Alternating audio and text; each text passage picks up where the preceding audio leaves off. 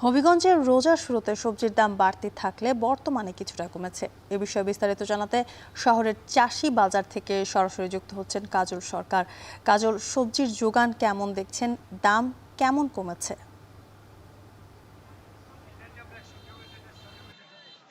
জ্যোতিকা, মূলত রমজানের শুরুতে আমরা যেটি দেখেছি যে কিছু সবজি এবং বিশেষ করে লেবুর দাম আমরা যেটি দেখেছি যে আহ, একেবারে ক্রয় ক্ষমতার বাহিরে চলে গিয়েছিল।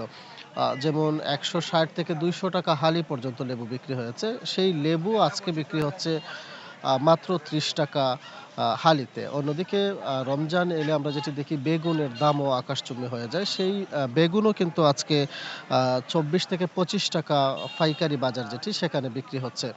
একই সাথে কাঁচামরিচ রমজানের দিনও দেখেছি, এর আগের দিনও দেখেছি 200-220 টাকা কেজি বিক্রি হয়েছে। সেই কাঁচামরিচ আজকে 130-140 টাকা কেজিতে বিক্রি হচ্ছে।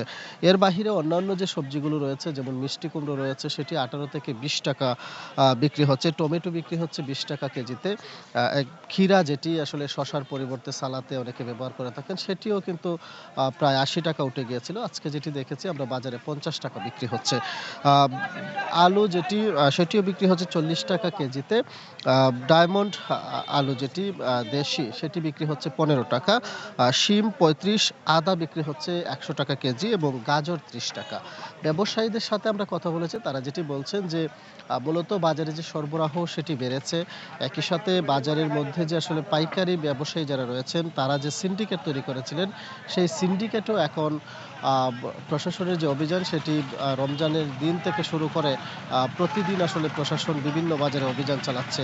ফলে এই অভিযানের ফলেও কিন্তু বাজারের যে স্থিতিশীলতা সেটি ফিরে এসেছে। ফলে সবজির দাম কিন্তু আমি তুলনামূলকভাবে যেটি বলেছিলাম এই অনুপাতেই অনেকটা কমেছে। এর বাহিরে যে অন্যান্য সবজি রয়েছে সেগুলো আসলে 2 থেকে 3 টাকা পর্যন্ত প্রতি কেজিতে সবজির দাম কমেছে। ব্যবসায়ীরা যেটি বলছেন যে বিশেষ করে পাইকারি বা যারা আড়তদার রয়েছেন সেই আড়তদারদের যে সিন্ডিকেট সেই সিন্ডিকেট যদি ভাঙা যায় সেই ক্ষেত্রে বাজার যেটি সেটি স্থিতিশীল রবে।